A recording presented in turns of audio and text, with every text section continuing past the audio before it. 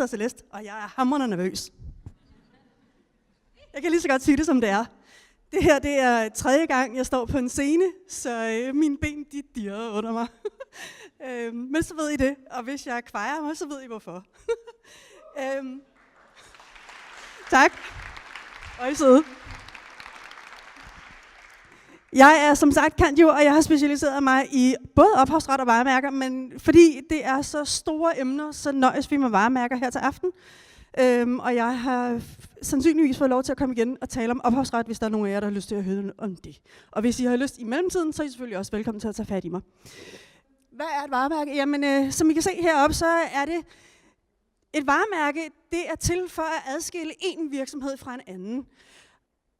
Der står oppe i det udsnit af lovteksten, hvad det handler om. Men hvis nu jeg skal give jer et rigtig godt eksempel på et varemærke. Apple. Det ved I alle sammen, er ikke også? Bare nik. Ja, det er godt. Super. Fedt. Det er et registreret varemærke. Så kan man spørge sig selv, kan alt blive til varemærker? Nej, er det korte svar. Ikke alt kan blive til varemærker. Og ikke alt skal kunne blive til varemærker, fordi så vil vi ende i en situation, hvor man vil komme til at krænke nogens rettigheder, uden at ønske at gøre det. Så det er ikke alt, der hverken kan eller skal registreres som varemærke. Og det er jo fornuftigt nok i sig selv. Det her, det er mit varemærke. Og det er som sagt for, at man adskiller den enes virksomhed fra den anden. Og det er for, altså man får simpelthen en eneret til det her. Sådan så man kan sige, jamen, det her, det er mit, og jeg vil ikke have, at du misbruger det her. Hvorfor er det så godt at registrere de her forbistrede varemærker?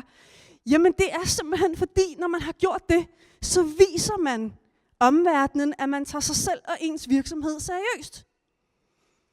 Hvorfor er det smart? Jamen fordi, hvis nu man har et eller andet super fedt produkt, eller hvad ved jeg, som man skal trække investorer ind, jamen ved at man så har registreret det her varemærke, så tænker de, aha, de tager sig selv seriøst.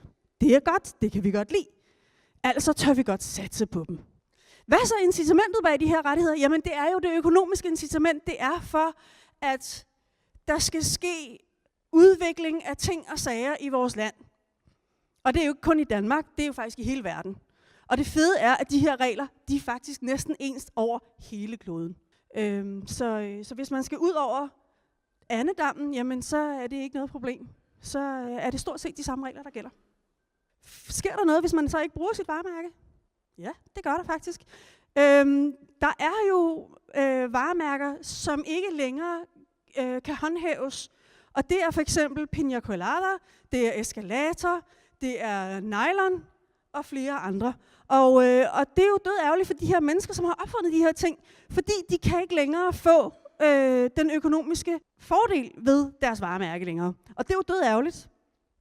Hvor lang en beskyttelsestid er der på varemærker? Jamen, den er faktisk principielt set evig. Det er jo rigtig interessant. Og det er det eneste, som kræves af en, er, at man husker at forny varemærket hver 10. år i Danmark. I andre lande er der andre regler, men i Danmark er det hver 10. år. Så er det principielt set evigt. Og det er jo ret interessant. Tak for opmærksomheden.